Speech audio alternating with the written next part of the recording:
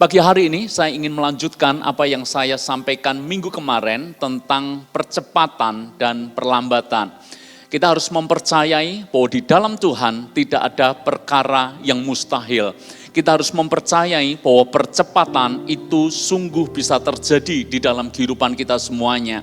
Tetapi kita harus memiliki ekspektasi yang benar. Ekspektasi yang benar tentang percepatan adalah bahwa seringkali percepatan didahului lebih dulu dengan yang namanya perlambatan. Sebab perlambatan adalah persiapan terbaik untuk kita mengalami percepatan ilahi. Saudara-saudara, saya kemarin menyampaikan kepada Anda bahwa seringkali Tuhan izinkan kita mengalami perlambatan. Itu seperti bambu Cina. Di tahun pertama sampai tahun kelima, seolah-olah tidak ada pertumbuhan sama sekali. Bukan berarti bambu Cina itu tidak bertumbuh sama sekali. Sebab pada tahun pertama sampai tahun kelima, sekalipun terlihat lambat, sekalipun terlihat sebuah perlambatan, tetapi sesungguhnya bambu Cina ini mengakar kuat di dalam. Artinya adalah bahwa seringkali perlambatan itu dijadikan Tuhan sebuah persiapan agar kita membangun fondasi iman kita. Sehingga nanti ketika fondasinya sudah siap, maka percepatan itu bisa Tuhan kerjakan dengan luar biasa. Alkitab juga menulis bahwa kita ini seperti anak panah di tangan pahlawan. Mazmur berkata dengan demikian. Anda tahu orang yang memanah saudara itu sebelum meluncurkan anak panah selalu ditarik ke belakang. Sebelum anak panah ini meluncur ke depan, maka anak panah ini harus ditarik ke belakang. Dan seberapa kuat maju ke depan, itu sangat ditentukan seberapa kuat ditarik ke belakang. Jadi kalau hari-hari ini Anda diizinkan Tuhan mengalami perlambatan, saya ingin mengatakan kepada Anda, ini justru sebuah persiapan yang luar biasa yang Tuhan hendak kerjakan dalam hidup kita. Pagi hari ini, apa yang hendak saya sampaikan untuk melanjutkan khotbah saya minggu kemarin? Apa yang mesti kita lakukan di masa perlambatan? Itu pertanyaannya. Apakah di masa perlambatan kita hanya diam saja, tidak buat sesuatu? Menurut Anda, ketika Yusuf mengalami percepatan, kemarin dia masih tidur di penjara, hari ini dia sudah tidur di istana raja. Apakah menurut Anda bahwa Yusuf hanya rebahan, tidur-tiduran ketika dia ada di penjara? Saya sangat yakin 100% bukan itu yang dikerjakan Yusuf ketika dia ada di penjara. Nah, itu yang akan kita pelajari pada pagi hari ini. Saudara-saudara, saya ingin memulai dengan sebuah statement seperti ini. Bahwa kesuksesan menurut dunia pada umumnya, mereka selalu berkata, siapa yang cepat, siapa yang kuat, dan siapa yang berhikmat. Rumus dunia untuk meraih kesuksesan adalah siapa yang paling cepat, dialah yang akan menjadi yang berhasil.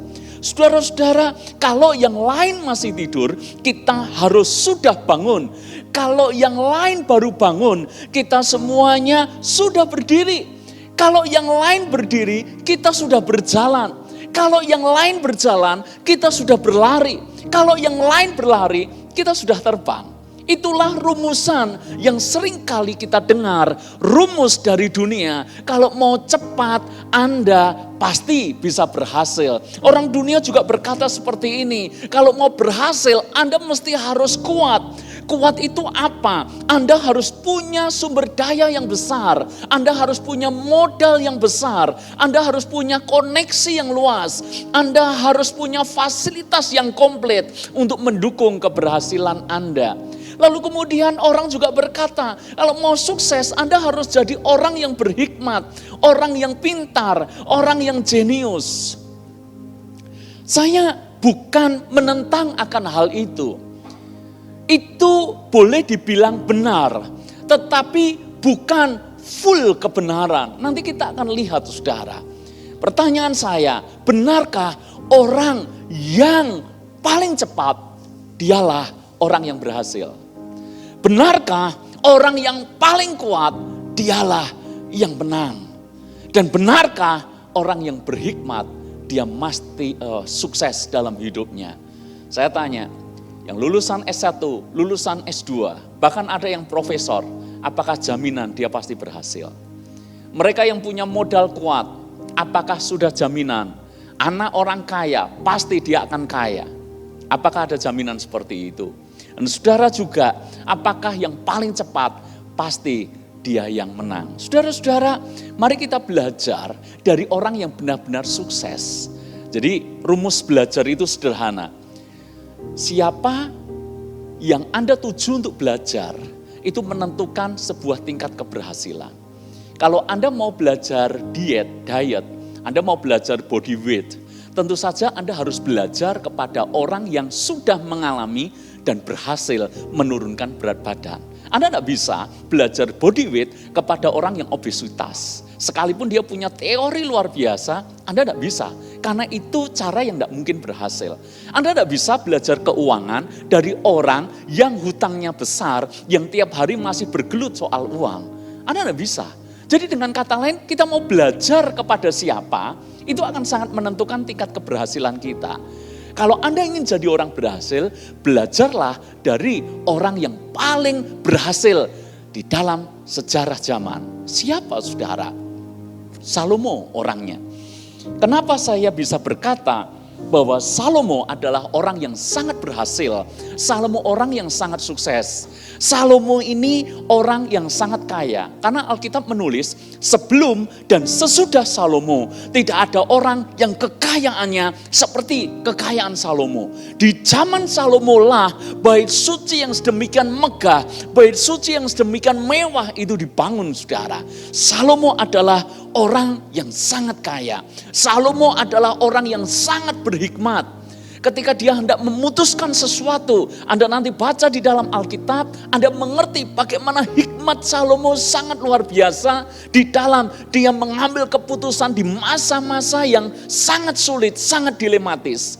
Anda juga belajar bahwa Salomo orang yang sangat terkenal, sehingga Ratu Sheba pun belajar kepada Salomo. Ini ratu dari jauh saudara, dia mau datang kepada Salomo hanya untuk belajar. Kalau Salomo orang yang biasa, tidak mungkin jauh-jauh seorang ratu mau belajar. Kekuatan Salomo juga sangat luar biasa. Bangsa-bangsa takluk dan mengirimkan upeti kepadanya. Dan saya berkata, sepanjang sejarah Israel, raja yang mengalami kejayaan adalah Salomo. Perangnya tidak banyak, bahkan jarang sekali perang. Tapi bangsa-bangsa takluk kepadanya. Ini raja yang luar biasa, raja yang sangat berhasil. Lah, kalau mau belajar tentu dari orang yang sangat berhasil. Amin. Lah, apa kata Salomo tentang keberhasilan? Pengkhotbah 9 ayat yang ke-10. Pengkhotbah 9 ayat yang ke-10 sampai dengan ayat yang ke-11. Saya bacakan buat Anda. Segala sesuatu yang dijumpai tanganmu untuk dikerjakan, kerjakanlah itu sekuat tenaga, karena tidak ada pekerjaan, pertimbangan, pengetahuan, dan hikmat dalam dunia orang mati. Kemana engkau pergi? Ayat ke-11 perhatikan. Lagi aku melihat di bawah matahari, bahwa kemenangan perlombaan bukan untuk yang cepat, dan keunggulan perjuangan bukan untuk yang kuat, juga roti bukan untuk yang berhikmat, kekayaan bukan untuk yang cerdas, dan karunia bukan untuk yang cerdik cendekia. Karena waktu dan nasib dialami mereka semua. Kemenangan bukan untuk yang cepat, bukan untuk yang kuat, bukan untuk yang berhikmat. Alkitab menulis seperti ini, Salomo berkata, bahwa kemenangan atau keberhasilan itu karena waktu dan nasib. Terjemahan bahasa Indonesia Alkitab kita sungguh terbatas. Tapi kalau Anda baca dalam terjemahan King James, itu jelas sekali apa yang dimaksud Salomo. Kalau versi King James dikatakan seperti ini, but time and chance happen to them all. Artinya yang membuat berhasil itu kalau ada waktu dan kesempatan. Kalau dalam bahasa rohani yang sering kali kita dengar, ada kronos dan kairos. Kalau dua ini tidak ketemu saudara, kita tidak akan pernah mengalami apa yang namanya keberhasilan. Kalau mau berhasil, Salomo berkata, bukan kamu harus cepat, bukan kamu harus kuat, bukan kamu harus berhikmat, tetapi kamu harus punya waktu dan pada saat yang sama kamu punya yang namanya kesempatan. Kronos dan Kairos. Saya akan pelan-pelan menjelaskan kepada Anda. Saya akan berikan sedikit gambaran supaya Anda paham apa yang dimaksud Salomo itu. Kronos itu apa? Kairos itu apa? Kronos itu adalah waktu yang berjalan. Dari jam ke jam, dari hari ke hari, minggu ke minggu, bulan ke bulan, tahun ke tahun. Deretan waktu peristiwa itu kronos. Makanya Anda pernah mendengar istilah kronologi, betul? Kronologi artinya urutan waktu, urutan peristiwa. Itu namanya kronos. Beda dengan yang namanya kairos. Kairos itu adalah sebuah kesempatan di tiap-tiap waktu. Jadi kairos ini ada di waktu-waktu kronos. Saya ulangi lagi. Kairos itu sebuah kesempatan. Jadi tidak selalu kairos itu ada. Hanya ada tiba-tiba waktu tertentu di dalam rentang waktu yang tadi kita sebut namanya kronos. Saya beri contoh untuk memudahkan Anda. Kronos, kairos itu seperti apa? Kronos itu seperti ini, saudara. Anda buka rumah makan misalnya. Dan namanya buka rumah makan, kadang sepi, kadang laris. Omset kadang kala banyak, kadang kala sedikit. Rata-rata sekian. Nah, Anda bisa hitung. Oh, rata-rata penjualan dalam 1 bulan sekian. Ini kronos. Waktu yang berjalan begitu dan begitu saja. Itu kronos. Kairos itu seperti ini. Tiba-tiba 1 hari saudara, Pak Presiden pengen mencoba warung makan Anda. Kuliner yang Anda sajikan. Presiden pengen coba. Dan apa yang terjadi ketika Presiden mencoba warung Anda dan cocok lagi. Anda yakin liputan di mana-mana. Anda yakin wartawan pasti akan membicarakan di banyak media. Dan yang terjadi adalah ini zaman sosial media saudara. Ini zaman di mana Pak Presiden makan di mana itu akan jadi jujukan banyak orang. Seketika itu juga saudara, rumah makan Anda tidak pernah sama lagi. Karena rumah makan Anda terus dibicarakan. Disinilah Pak Presiden suka makan. Makanya kalau Anda jumpai beberapa restoran, kenapa Anda jumpai restoran yang di sana banyak foto artis? Kenapa saudara? Karena setiap kali artis mau datang ke sana, orang-orang juga mau ramai mencobanya. Dan ketika mencoba cocok, maka akan menjadi pelanggannya. Yang saya maksud adalah kalau kronos itu ya begitu-begitu saja. Tapi ketika orang penting tiba-tiba mengunjungi, ini namanya kairos. Tiba-tiba beda jauh. Tiba-tiba hasil omsetnya bumi dan langit. Itu namanya kairos. Sebelum terjadi pandemi seperti yang sekarang, orang yang buat masker itu kronos. Omsetnya ya begitu-begitu saja. Tapi begitu virus COVID-19 menyerang kita semuanya dan pemerintah menganjurkan semua harus pakai masker, maka pembuat masker tiba-tiba kebanjiran order yang tidak pernah mereka bayangkan sebelumnya. Maka kita bisa mengatakan itu adalah kairos. Anda bisa menangkap apa yang saya maksud? Kronos dan kairos. Pertanyaannya, mana yang Anda suka? Kronos atau kairos? Yang ada di sini, kronos atau kairos? Yang pilih kronos, angkat tanganmu. Yang pilih kairos, angkat tanganmu. Banyak yang milih kairos. Saya yakin di rumah Anda juga angkat tangan ketika saya menyebutkan kairos. Tapi dengar, ini poin penting. Pertanyaan saya buat Anda, benarkah kalau Tuhan kirim kairos, Kalau Tuhan kirim sebuah kesempatan, pasti boom, jadi sesuatu. Anda bisa jawab. Saya lagi ya, mayoritas Anda menginginkan kairos daripada kronos. Anda menginginkan kalau Anda ini sebuah punya bisnis rumah makan, Anda pengen orang penting mengunjungi rumah makan Anda. Kalau Anda ini seorang penyanyi, Anda pengen ketemu seorang produser, lalu kemudian tiba-tiba ketika Anda menyanyi dan produser ini cocok dengan suara Anda, menawari Anda rekaman. Kalau Anda orang yang punya ide, Anda berharap ketemu investor. Itu namanya kairos, saudara. Tapi pertanyaan saya, benarkah orang yang ingin kairos dan kairos itu benar datang, kesempatan itu datang, garansi 100% dia pasti jadi orang yang berhasil? Jawabannya adalah bisa ya, bisa tidak. Artinya tidak selalu orang yang berjumpa dengan kairos, berjumpa dengan kesempatan pasti berhasil. Kita sering berdoa, Tuhan kirimkan sebuah kesempatan. Kita sering berdoa, Tuhan kirimkan sebuah peluang. Kita sering minta kairos itu terjadi dalam hidup kita. Dan sering Tuhan kirim. Bukan Tuhan tidak pernah kirim. Beberapa kali Tuhan kirim kesempatan kepada Anda. Beberapa kali Tuhan kirim peluang kepada kita semuanya. Tapi tidak semua peluang bisa jadi sebuah keberhasilan. Kenapa demikian?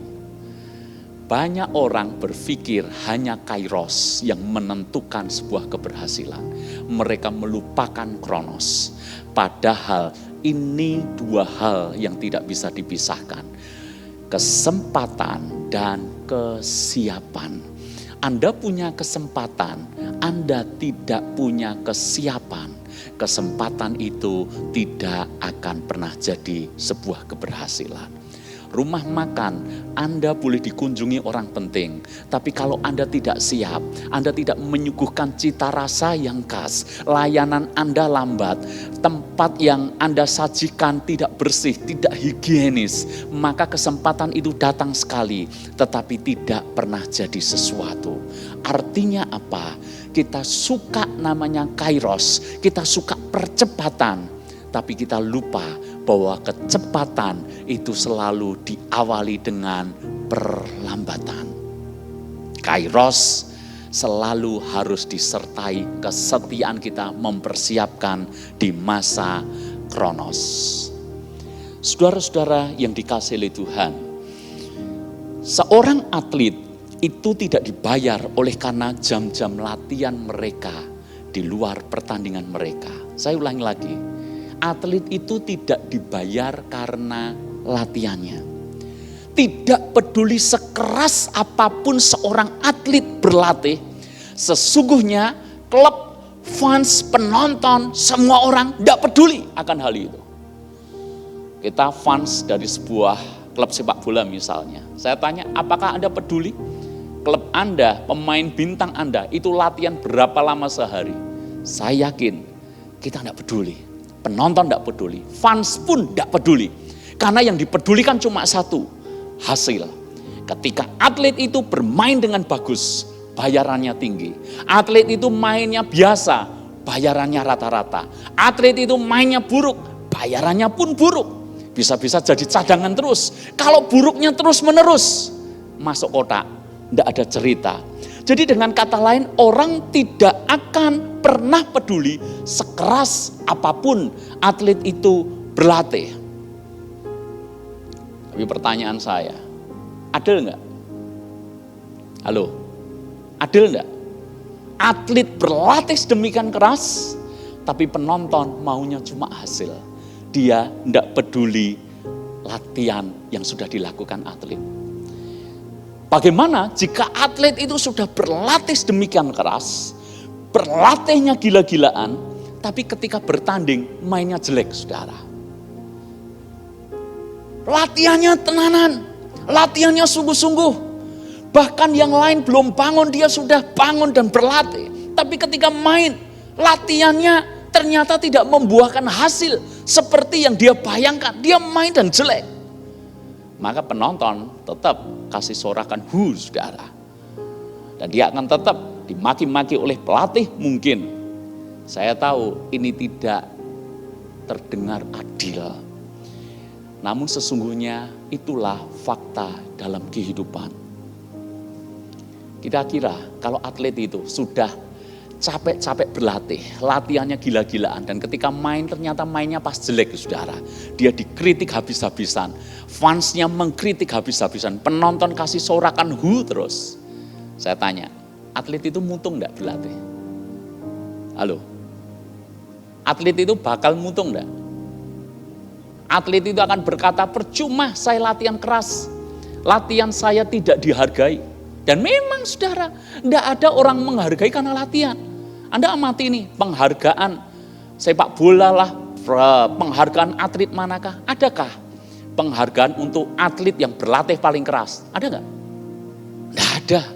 Adanya pencetak gol terbanyak, adanya penghargaan pemain terbaik, yang latihan paling keras, ada enggak penghargaan? Enggak ada saudara. Tapi pertanyaan saya, kira-kira percuma enggak mereka berlatih, toh enggak dihargai? Enggak. Cara pandang atlet, cara pikir atlet tidak seperti itu. Atlet sadar, dia mau latihan sekeras apapun, orang tidak akan menghargai latihannya. Tetapi atlet itu berpikir seperti ini, kalau mau jadi pemain atlet yang berhasil, mustahil bisa tercapai kalau tidak latihan dengan keras. Tahu maksud saya? Satu-satunya kesempatan untuk jadi pemain yang berhasil adalah berlatih dengan keras. Sekalipun tidak dihargai, tapi kalau atlet tidak mau berlatih dengan keras, dia tidak akan pernah jadi bintang saudara. Cristiano Ronaldo, salah satu pemain termahal di dunia, itu dibayar bukan karena latihannya. Sekalipun Ronaldo terkenal atlet yang paling disiplin di dalam berlatih. Jam tidurnya sangat disiplin, bangunnya sangat disiplin, latihannya sangat keras. Bahkan orang membandingkan bahwa Ronaldo ini kayak mesin saudara. Jadi sangat konsisten, sangat konstan, latihannya luar biasa. Meski demikian dia tidak dibayar karena latihannya itu. Justru karena latihannya itu dia bisa bermain dengan bagus, bermain dengan cantik, sehingga dia akhirnya bisa dibayar. Saudara-saudara yang dikasihi oleh Tuhan, gol itu bisa buat perbedaan besar. Betul enggak? Seorang pemain sepak bola ketika dia sepak ini bola, misalnya dalam sebuah pertandingan final saudara. Final apa? Yang kalau sepak bola, liga di atas liga itu apa? Champion ya, Liga Champion ya. Liga Champion ini paling bergengsi. Final saudara. Lalu kemudian satu pemain di detik-detik terakhir atau di menit-menit terakhir dia berhasil tendang saudara dan gol. Satu gol ini nilainya luar biasa saudara. Betul enggak? Karena timnya jadi juara. Hadiahnya itu miliaran saudara. Dan pemainnya sendiri pun kemungkinan besar akan menjadi pemain terbaik. Kalau pemain terbaik nilai kontraknya akan mahal. Kalau pemain terbaik maka sponsor akan berdatangan. Gara-gara cuma satu tendangan, satu sepakan dan gol itu terjadi. Nilainya langsung naik luar biasa. Tapi pertanyaan saya, benarkah hanya gara-gara satu tendangan dia tiba-tiba hidupnya bisa berubah luar biasa? Satu tendangan ini saya bayangkan sebagai kairos. Ada kesempatan datang dan dia tendang dan bola itu masuk ke gawang. Ini kairos buat dia. Tetapi dengar baik-baik, tanpa dia latihan setiap hari menendang, maka satu tendangan tadi mustahil bisa tepat sasaran. Orang hanya lihat satu tendangan ini saudara, tapi setiap hari ratusan, ribuan tendangan dia sudah latih sedemikian rupa. Seorang wartawan, dia berkata atau dia bertanya kepada David Beckham. Generasi milenial, saya tidak yakin apakah Anda tahu David Beckham. Tapi generasi saya sangat mengidolakan David Beckham.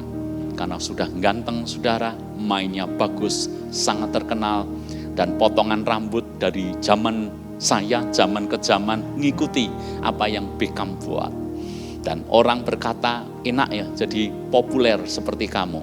Wartawan ini juga menanyakan hal yang sama. Apa jawaban Beckham? Orang itu hanya lihat aku sekarang ini aja.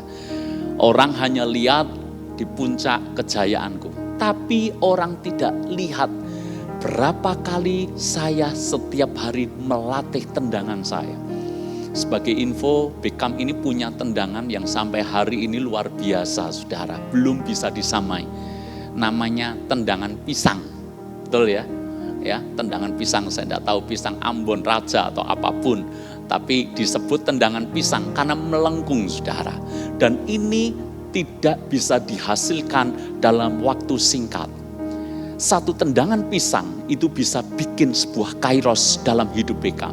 Tetapi untuk membuat satu tendangan ini terjadi, setiap hari dia berlatih sedemikian keras.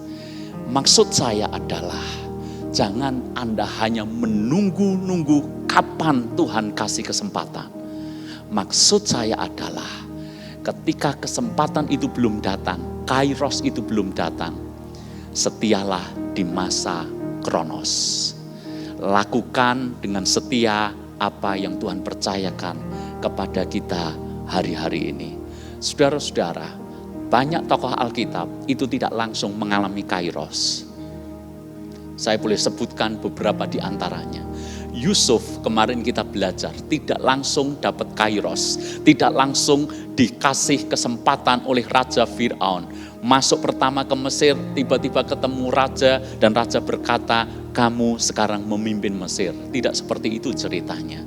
Yang terjadi kepada Yusuf adalah dia harus mengawali menjadi budak dan dia harus setia dengan pekerjaannya sebagai budak dan dia harus mau tetap setia ketika difitnah dan masuk penjara. Di penjara pun dia harus tetap setia, melayani, dia berbuat baik dan dia dipercaya oleh kepala penjara. Itu artinya bahwa sejak dia di penjara sekalipun, Yusuf sudah menerima sebuah kepercayaan. Ingat baik-baik, dimanapun Yusuf ada, di situ Yusuf menerima kepercayaan. Jadi ketika Yusuf di penjara tidak reban, saudara. Dia mengasah dirinya, dia mempertajam hikmatnya, sehingga ketika masa itu tiba, saudara, maka dia mengalami titik balik yang luar biasa. Bapaknya yang bernama Yakub ini juga mengalami perlambatan. Ketika dia harus lari, saudara, sekalipun dia diberkati sebagai anak sulung dan dia menerima hak kesulungan, bukan berarti tiba-tiba percepatan terjadi. Yang terjadi justru perlambatan, karena dia harus lari ke rumah pamannya yang namanya Laban, dan di sana dia dikerjain habis-habisan. Pertama dia dikerjain perihal dia ingin mendapatkan Rahel, saudara. Dia dikerjain mertuanya, dikasih dulu kakaknya yang namanya Lea. Masalahnya Rahel ini cantik dan Lea enggak.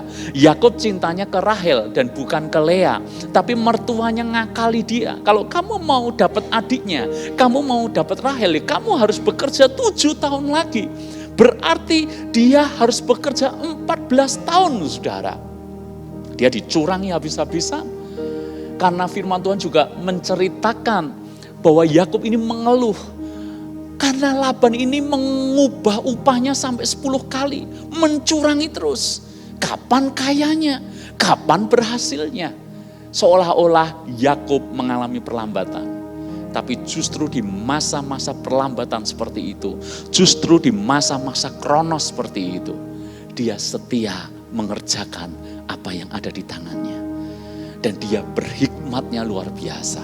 Sebelum rekayasa genetika terjadi seperti yang kita kenal, Yakub sudah membuat sebuah rekayasa genetika luar biasa.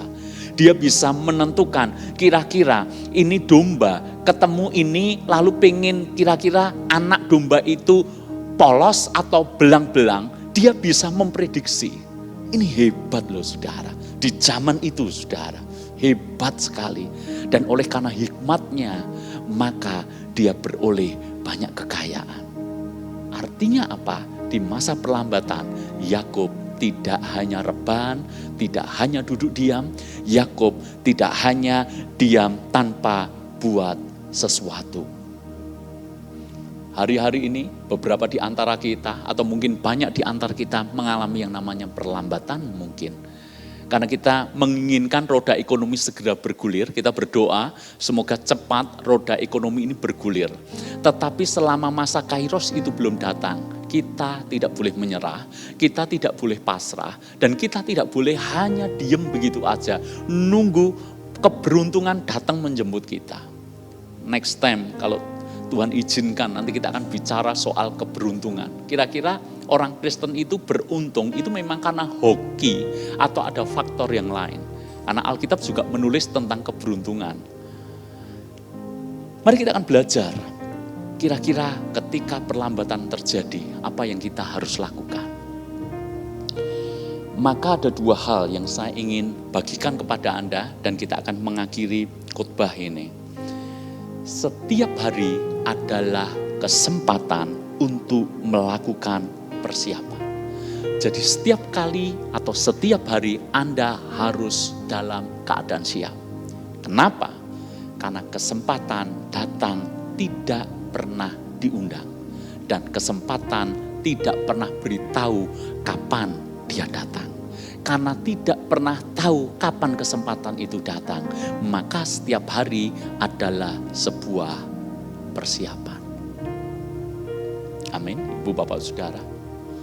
Saya ceritakan sedikit pengalaman hidup saya, Saudara. Ketika sekolah teologi, lalu kemudian saya berharap ketika sekolah teologi mestinya jenjang pelayanan itu cepat, Saudara. Semua orang saya pikir berharapnya demikian. Saya pikir bahwa setiap orang yang lulus sekolah teologi akan dipercaya ini, dipercaya itu, dan seterusnya. Tetapi Tuhan itu baik karena Tuhan persiapkan. Seperti bambu Cina tadi, seolah-olah tidak ada pertumbuhan, seolah-olah tidak ada perkembangan.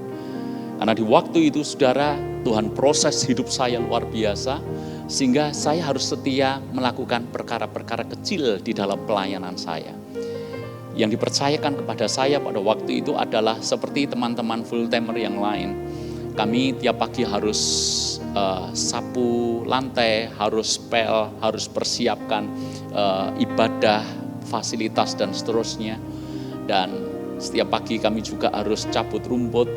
Dan saya seringkali bertugas sebagai antar jemput anak pendeta saya waktu itu. Jadi tidak heran kalau sekarang hobi touring, karena sudah terlatih dari dulu jemput anaknya pendeta, Saudara. Dan itu berlangsung bertahun-tahun. Dan waktu siang, itu yang paling sering saya amati.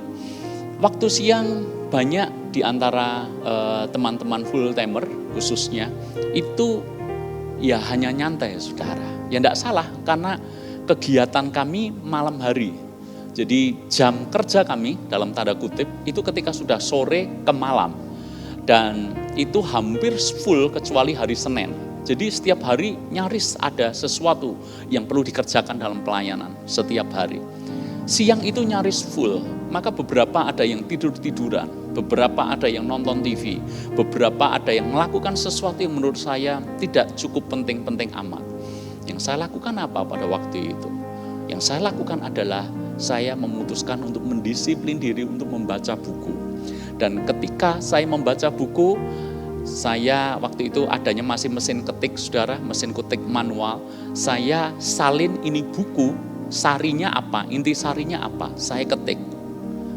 Dan kemudian satu buku selesai, saya baca lagi, inti sarinya apa, saya ketik.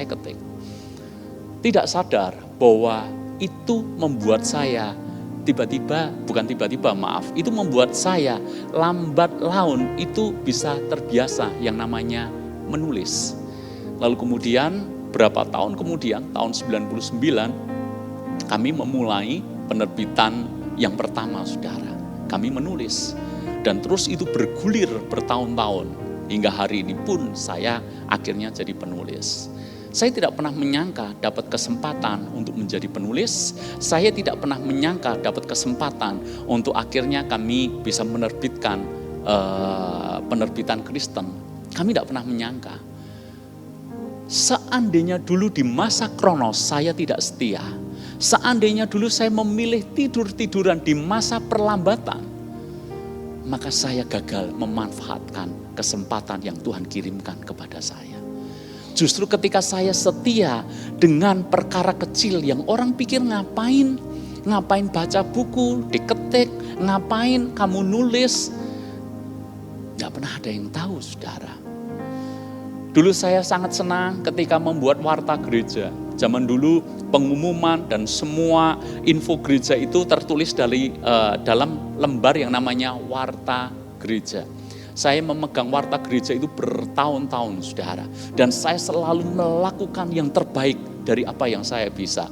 Saya akan ringkas khotbah pendeta sesistematis mungkin, sebagus mungkin. Kadang-kala ketemu pendeta tamu yang khotbahnya dari utara ke selatan, loncat sana, loncat sini, muter-muter, gak karu-karuan. Saya coba dengan setia memahami, mencerna, saya buat supaya tulisan ringkasan itu bisa dibaca oleh jemaat. Dengan setia saya lakukan itu. Siapa sangka itu menjadi modal bagi saya. Saya tidak pernah membayangkan satu kali saya menjadi pembicara, saya tidak pernah membayangkan bahkan hari ini saya menjadi pendeta, menjadi gembala, tidak pernah membayangkan. Hanya waktu itu saya akan lakukan dengan setia. Saya berusaha, nyusun khotbah mestinya sistematis seperti ini, seruntut ini dan seterusnya. Saya kerjakan dengan setia. Sekalipun kadangkala juga buat warta gereja, apa yang saya buat itu seolah-olah tidak dihargai.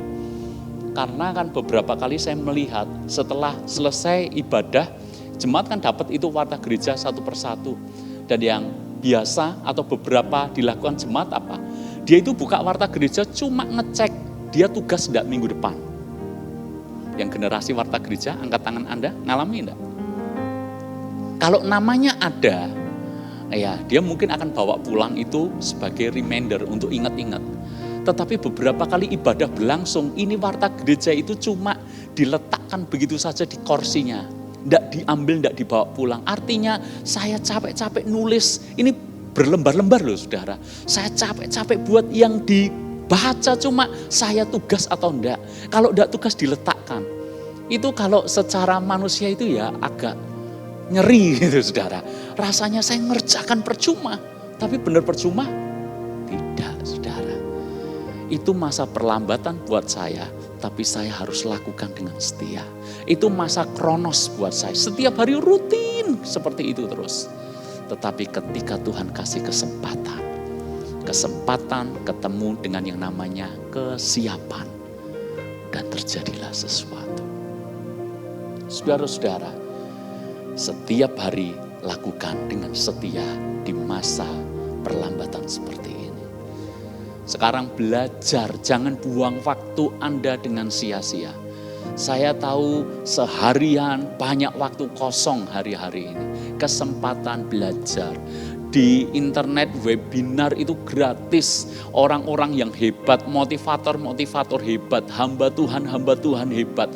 Mereka bikin webinar free, gratis buat kita semuanya. Ayo manfaatkan, pertajam.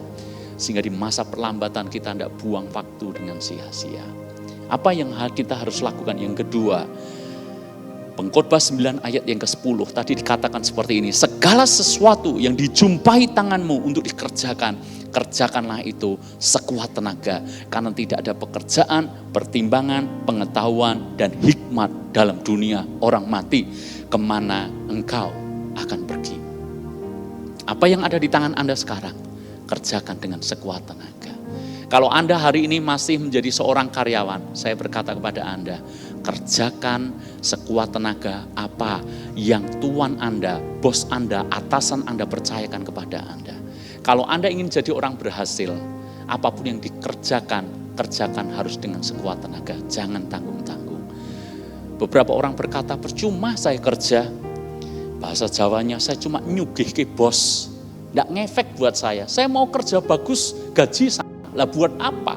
Saya mau kerja keras, omset yang saya buat naik, bonus juga tidak keluar, buat apa? Pernah enggak Anda dengar mentalitas karyawan seperti ini? Bukan saya menghakimi atau saya mengatakan hal yang buruk. Tapi kalau karyawan mentalitasnya hanya sejauh dia dibayar, baru dia mau jalan. Dia tidak mau kerja keras kalau tidak sesuai dengan apa yang dia terima. Hidupnya dari tahun ke tahun, ya begitu-begitu saja. Kalau mau jadi berhasil, karyawan di jemaat SCC, tidak peduli bayaran Anda berapa, tidak peduli bos Anda tahu atau tidak, lakukan sekuat tenaga. Sebab kalau bos Anda tidak ngerti apa yang Anda lakukan, kemungkinan bos lain bisa mengerti apa yang Anda lakukan. Dan bukan hal yang mustahil, Anda punya kesempatan bekerja di perusahaan yang bisa menghargai Anda. Kalau bos Anda tidak tahu, orang lain juga tidak tahu. Jangan lupa, kita punya Tuhan yang tahu apa yang Anda kerjakan dengan sungguh-sungguh. Bukan tidak mungkin Anda bekerja sebagai karyawan itu hanya sebuah masa persiapan, hanya sebuah perlambatan. Setelah Anda belajar dengan sungguh-sungguh, Anda nanti mengerti ilmunya dan Tuhan bisa kasih kesempatan buat Anda dan Anda akan bisa menjadi seorang pengusaha. Siapa yang tahu? Karena banyak orang yang tidak ngerti, orang tidak setia akan hal ini. Bukankah firman Tuhan berkata, setialah dengan perkara kecil, maka akan dipercayakan perkara yang besar kepadamu. Amin. Setialah kepada harta orang lain, nanti akan diberikan harta yang sesungguhnya kepadamu. Mungkin apa yang ada pada Anda sekarang bukan milik Anda. Kalau Anda bawa mobil kantor, motor kantor, atau apapun yang bukan punya Anda, selama Anda tidak bisa jaga, tidak bisa rawat dengan baik, sulit Anda untuk mendapatkan kepercayaan dari Tuhan. Kalau Anda tidak bisa jaga harta orang lain, dikasih pinjem bos mobil, tidak bisa dirawat dengan bagus, sulit sekali Anda punya mobil sendiri. Firman Tuhan mengatakan demikian. Jadi saudara-saudara, kerjakanlah dengan sekuat tenaga. Saya berkata kepada seluruh pelayan Tuhan di sini, yang hadir di sini, pelayanan yang Tuhan percayakan kepada kita, kerjakan dengan sekuat tenaga. Tidak ada yang sia-sia. Amin. Amin saudara. Siapapun dan apapun bentuk pelayanan Anda, jangan pernah tanpa persiapan. Kalau Anda dan saya melayani tanpa persiapan, itu jahatnya luar biasa. Saya pernah share ke teman-teman dalam pertemuan worship meeting kalau tidak salah. Saya share seperti ini. Jangan sampai kita pelayanan tanpa persiapan. Mungkin kita pikir, gampang. Jemaat juga masih berapa, tidak banyak. Lagunya gampang, sederhana, kita meremehkan. Maka sulit sekali kita mendapat kepercayaan dari Tuhan. Bayangkan saudara, besok ya, kalau kita sudah tidak online service dan jemaat sudah datang ibadah tatap muka. Beberapa di antaranya mungkin minggu harus kerja. Tapi mereka sediakan waktu untuk ibadah. Beberapa mungkin sedang mengalami pergumulan besar dan mereka punya kerinduan. Nanti aku ibadah, aku berjumpa dengan Tuhan, ngalami hadirat Tuhan, ngalami lawatan Tuhan, dan firman Tuhan akan memberikan kekuatan. Coba pikirkan ya, kalau mereka punya ekspektasi diberkati dalam ibadah, dan kita pelayan Tuhan tidak persiapan, asal-asalan, hadirat Tuhan mereka tidak bisa rasakan. Saya pun yang khotbah, kenanya saya khotbah. Karena mungkin saya pikir jemaat tidak banyak, saya khotbah ngalor ngidul, mereka juga nggak ngerti ini khotbah berbobot atau tidak, buat apa. Betapa jahatnya saya kalau saya lakukan itu. Betul nggak saudara? Kita harus punya persepsi yang sama. Gereja kita mungkin masih kecil, tapi bukankah ini masa persiapan? Makanya tidak henti-hentinya setiap kali kita online service, saya selalu nonton online service itu. Dan saya selalu evaluasi, termasuk saya khotbah, saya selalu lihat kekurangan saya hari ini khotbah apa yang perlu saya benahi, apa yang saya perlu perbaiki. Saya ingin selama Tuhan kasih kesempatan, saya kerjakan yang terbaik dari apa yang saya bisa. Saya ingin menularkan semangat ini kepada seluruh pelayan Tuhan di tempat ini. Dan mentalitas yang sama kepada seluruh karyawan di gereja kita. Apa yang dijumpai tanganmu, kerjakan dengan sekuat tenaga. Anak-anak generasi milenial, engkau yang masih sekolah, engkau yang kuliah. Pesan saya adalah, kalau engkau gunakan kesempatan ini untuk belajar dengan sungguh-sungguh, Anda tidak akan pernah menyesal. Mungkin ketika Anda belajar, Anda les, rasanya bosan. Saya beritahu, masa kronos itu membosankan. Seperti ketika atlet di balik lapangan dia harus menendang bola setiap hari. Itu masa latihan. Maka masa belajar mungkin seperti itu. Mungkin Anda pikir tidak ada gunanya saya menghafalkan rumus seperti ini. Toh nanti pakai kalkulator juga bisa. Tidak ada gunanya saya hafalkan rumus-rumus kimia. Tidak ada gunanya saya hafalkan istilah-istilah Latin dan seterusnya. Tapi saya mengatakan kepada Anda, anak-anak muda, pelajar, generasi milenial, apa yang dipercayakan Tuhan kepadamu, kesempatan sekolah, sebab tidak semua orang diberi kesempatan sekolah, sebab tidak semua orang bisa les. Kalau Anda dipercaya Tuhan, dikasih kesempatan itu, gunakan sebaik-baiknya. Nanti kairos Tuhan datang, kesempatan Tuhan datang, Anda sudah siap dan jadi sesuatu. Inti dari yang kita bicarakan adalah percepatan itu mungkin terjadi.